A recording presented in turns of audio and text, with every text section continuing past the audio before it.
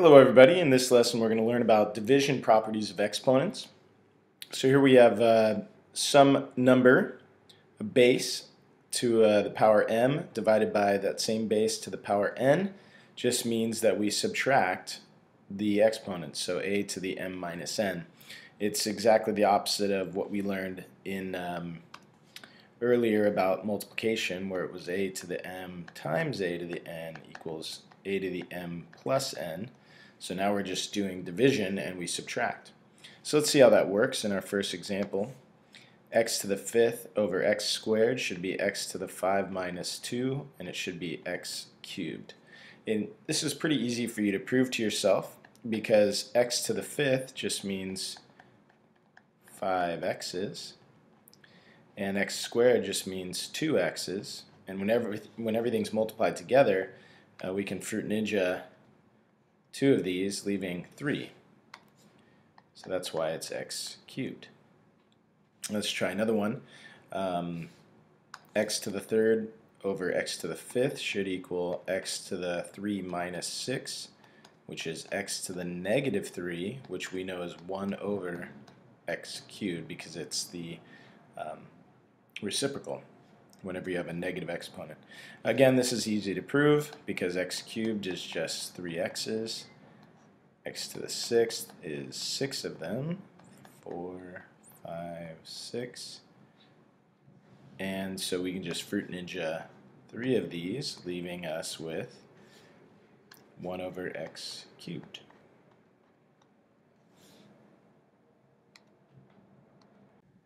Alright, so here's another example where we have x to the 5 over 2 over x squared. Again, this is going to be pretty simple. We're just doing 5 over 2 minus 2. So 5 over 2 minus 2 is the same as 5 over 2, whoops, didn't look very good. 5 over 2 minus 4 over 2. So we have x to the 1/2, which we know is the square root of x, but we could just leave it as x to the 1/2. Alright, now when we have more than one variable, it's still pretty simple. We're going to have m to the 3 minus 5 times n to the 6 minus 2, and we just write, so we have m to the negative 2 times n to the 4th. Now we know that m to the negative 2 is just the reciprocal of m squared, so we're going to end up with n to the 4th on top and m squared on the bottom. Okay, here's another example.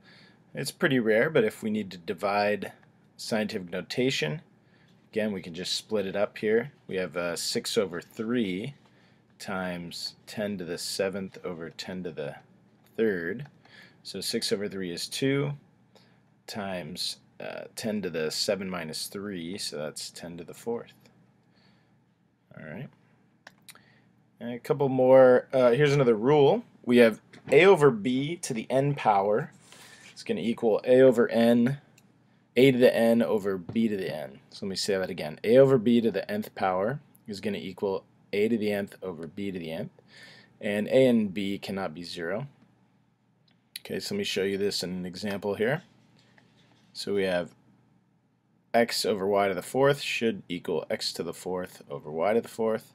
Again, that's pretty easy to prove because what we have here is x over y 4 times.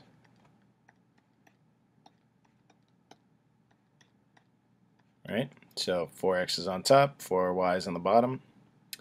That's pretty obvious. So let's go with this next one. We're kind of combining multiple rules here.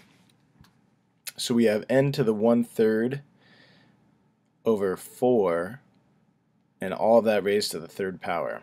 So that should be n to the 1/3 to the 3rd over 4 to the 3rd. So n to the 1/3 to the 3rd, that's just n to the 1/3 times 3 over 1, right?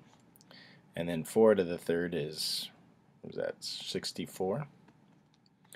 So here we can fruit ninja leaving us with n over 64. Okay, let's try this one. So a couple more things going on here. This is a combination of multiple rules. Let me write down the rules for you. We're going to have this rule where you have a product raised to a power means each factor gets the power. We also have power of a power, right, where it's like a to the n to the m equals a to the n times m. And we have, looks like we don't have the division yet. Okay, so let's try this one out.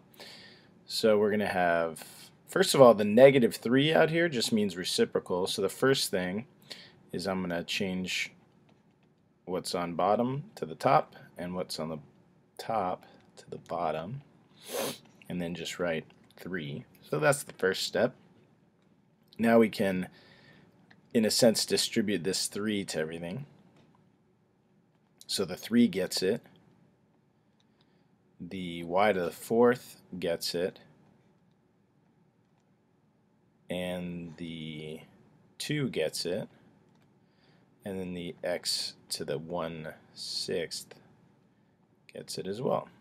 Okay, so the 3 cubed is 27, and now y to the 4th to the 3rd is just y to the 4 times 3, or y to the 12th.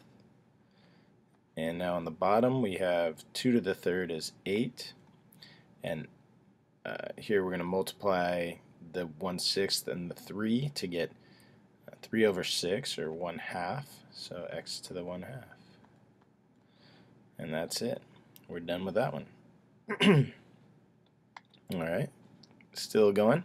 So here we have another one that looks kind of confusing, but if we just break it up, it won't be too hard. So first thing I'm going to do, since this is a negative exponent, is I'm going to flip everything over.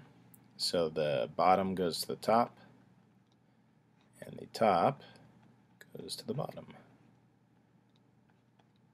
And then that just becomes a +2. Now the 2 affects everything, so we have x squared.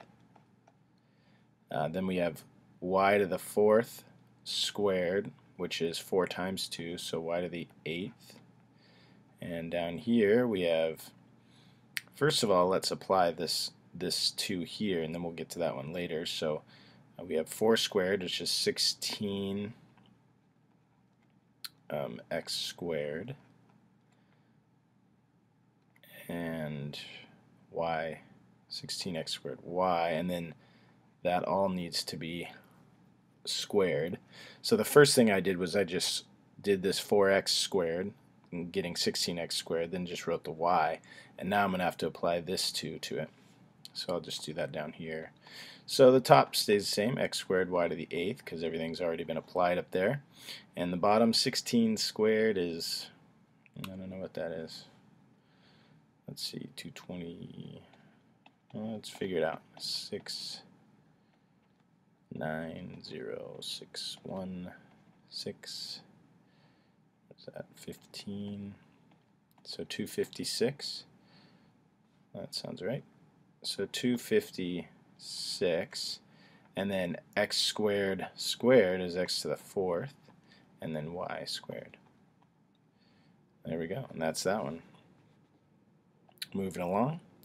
So again, rather than filling out a form this time, because it's just not possible for me to do all these fractional exponents and exponents in a form without being too confusing, in your notes just do these 5 problems, and that'll be it. Thanks for watching.